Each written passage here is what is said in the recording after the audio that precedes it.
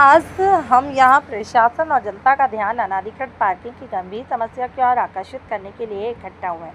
हमने इस मामले को लेकर कई बार औपचारिक रूप से अपनी बात रखी और विरोध प्रदर्शन किए, भूख हड़ताल की, प्रशासन के साथ लगातार फॉलोअप किया। और गौरतलब है कि जब मैं एचपी चौक पर भूख हड़ताल पर बैठा था तो पुलिस प्रशासन और एमआईडीसी अधिकारी व आरटीओ व अन्य संबंधित विभाग ने स्पष्ट आश्वासन दिया था, भविष्य में किसी भी प्रकार की अनाधिकृत पार्किंग की अनुमति नहीं दी जाएगी, जिम्मेदार लोगों के खिलाफ सख्त कार्रवाई की जाएगी। हालांकि मौजूदा स्थिति को देखते हुए ऐसा लगता है कि आश्वासन पर अमल नहीं किया गया और नोटिस जारी होने के बाद भी कोई प्रभावी कार्रवाई नहीं हुई। नतीजतन ट्रांसपोर्ट मालिक और संबंधित प्रतिष्ठानों को कानून का कोई डर नहीं है। अनाधिकृत पार्किंग के कारण ट्रैफिक जाम और दुर्घटनाएं होती हैं।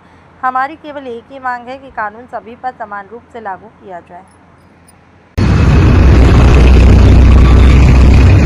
तस्मै जय महाराष्ट्र। मी महेश शिरोळे, महाराष्ट्र नवनिर्माण सेना चाकण शहर अध्यक्ष। आज आपण पाहू शकता या कंपनीच्या आतमध्ये येणारी वाहतूक ही आहे। आज जवळपास 200 ते 250 गाड्या ह्या अनाधिकृतपणे रस्त्याच्या कडेला बेकायदेशीरपणे उभा केल्या आहेत आणि संबंधित एडीएम लॉजिस्टिक असेल व इतर लॉजिस्टिक असेल त्यांच्याशी जेव्हा आम्ही चर्चा केली तर फरक पडत नाही आणि ते रोजच फाईन मारतात। पण खऱ्या अर्थाने या कंपनीच्या आतमध्ये येणाऱ्या गाड्या हजारो असतात। जर कंपनीकडे पार्किंगसाठी जागा नसेल तर या 100 गाड्या बोलावायचं काय यासाठी?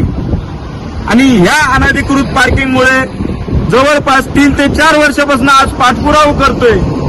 मागील 1 ते 1.5 महिन्यापूर्वी महाराष्ट्र नवनिर्माण सेनेच्या वतीने एचपी चौक या ठिकाणी कळकट्याळ उपोषण मनसेच्या वतीने राबवण्यात आले, पण तात्पर्य जे उपोषण घेतले त्यांच्यात आपल्याला आश्वासन दिलं होतं की बाबा इथनं पुढे कुठल्याही प्रकारची अनाधिकृत पार्किंग होणार नाही आणि आम्ही त्याच्यावर कडक कारवाई करू। पण तात्पर्य आजपर्यंत कुठल्याही प्रकारची स्ट्रिक्ट आणि कडक कारवाया झालेल्या नाहीत, नाही आरटीओच्या माध्यमातून कुठल्या कारवाया होत नाहीत। फक्त गोरगरिबांची लूट केली जाते, फक्त 2 व्हीलरवाले 4 व्हीलरवाले यांना धरलं जातं।